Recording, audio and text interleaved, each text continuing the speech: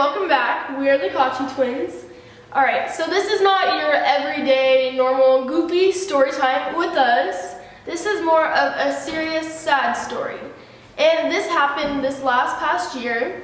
And it's kind of, we feel like we have to tell you guys this because festivals are coming up. Like Coachella just happened week 1, and Coachella week 2 is about to come up, and EDC is about to come up in Vegas. And there's so many more concerts. And EDC has been in Vegas for 3 years now. They moved it. It used to be in California. They moved it because how many deaths were happening. My mom is very protective of us, like going to concerts and festivals and all that, because we're like teenagers and we don't really know what we're doing. But my brother has been going since he was 16, so my mom was like assured that he'll be like totally fine. And he would always be like, yes, Mom, like, I'm fine, everything's gonna be fine, like, I'm not doing anything, I'm not gonna be taking anything. I know that EDC is kind of all about that, but honestly, I'm gonna be having my own fun, I don't need that. Like, he made sure, like, my mom knew that he was protected and he was fine. We were staying at, like, you guys have seen this in other videos, that we've been staying in a hotel during the summer for a long time. And my mom was like, oh, like, let's watch the news tonight to see if anyone has passed away from EDC. And there was one person from the first night, and already one person is way too many. So this was the 3rd day, and EDC was the weekend of Father's Day. We were all like, let's go out to dinner. And so we all went out to dinner. We didn't think of anything of it. We were just like, okay, we're gonna let him do him, let him have fun. We're not gonna bug him. So we went to sleep. We were dead asleep, me and my sister. And we just hear this sobbing, like, of crying, and just these knocks. And I felt like I was dreaming, so I didn't wake up. And I didn't know what time it was. And by the time we woke up and, like, go to the door, my mom and my dad were not there. So we were just confused on, like, what's happening. And so Mikkel grabs her phone and starts calling my dad. I start calling my mom. None of them are answering, like, literally no one is. And so we're like, let's just go back to bed. Like, let's just go back to bed. So we went back to sleep, but we couldn't really go back to sleep. And so we get a text from my mom saying, she's like, I'll call you in a sec, I'll call you in a sec. I was like, okay, no worries. So we went back to bed. We woke up around like 12:30 and we didn't get any missed calls or anything. So we decided to call our mom back again and she didn't answer. But then we started getting a phone call from my older sister and she answered it. And I was like, what's going on? Why is Mom calling? So then I was just like, oh, I heard Mom or some lady like crying in the morning and I didn't know who it was.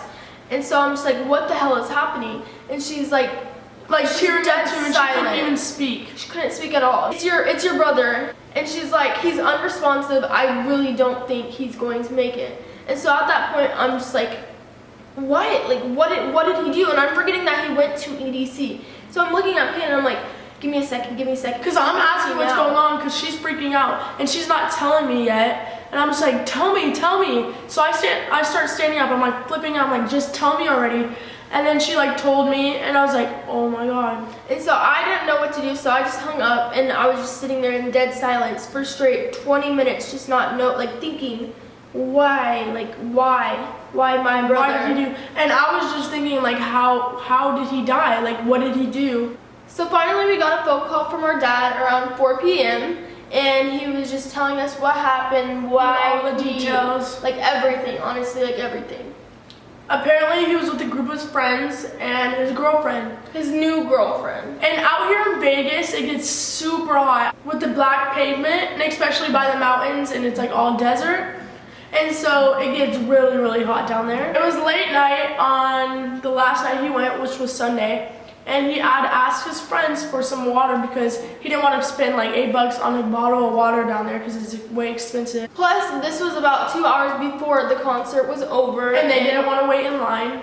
And they just wanted to enjoy the last 2 hours of the concert. And so he had asked his friend to have some of his water, not knowing what was in the water. And BTW, what was in the water was GHB. And the friend did not know, he like had forgot that he had put that in the water and him drink it. And GHB is a date rape drug. The date rape drug, it makes you pass out and you can tell by the name.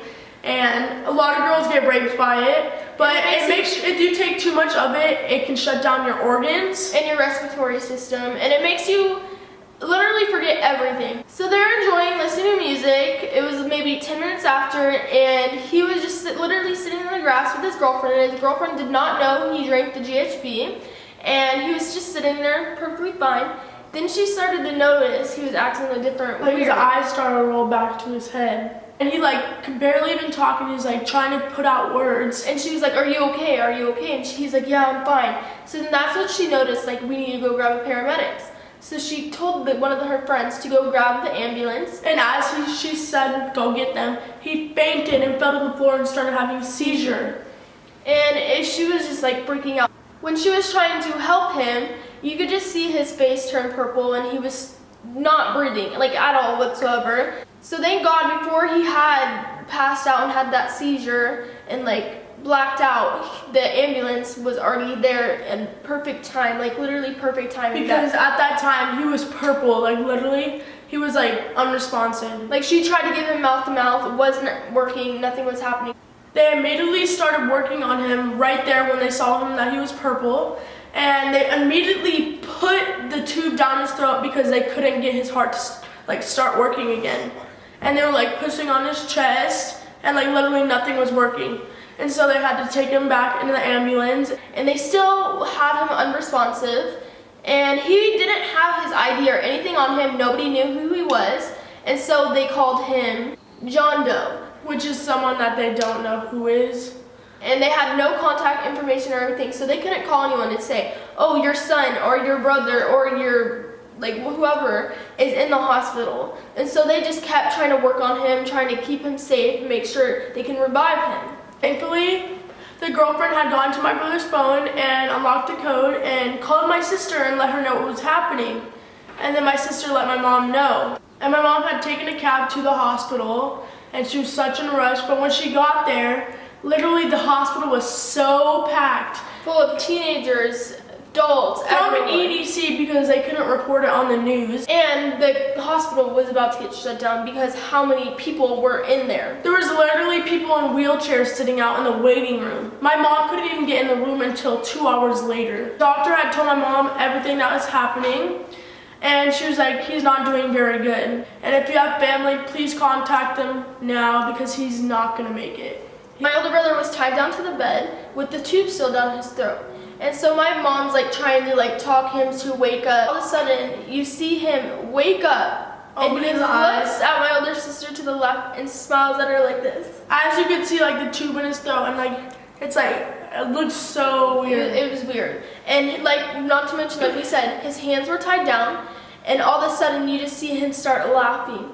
Then he turns back this way and chokes up the tubes. And that is virtually impossible because you His have hands to were take tied it out. down. Everyone just started panicking. And the doctors had like rushed in there, and the doctors had to do it right then and there or he was gonna die. Because they had to puncture holes into his lungs and stick tubes in it because he couldn't breathe from like releasing that white tube out of his throat. And they put 4 in his ribs. And if you don't have that tube, you can't breathe. So finally, after that, everything was kind of okay. Not gonna say it was fine because it was not. They moved him up to the ICU room, and they still were saying that he wasn't gonna make it. So he was like, "Yeah, you can still have more family come and visit him."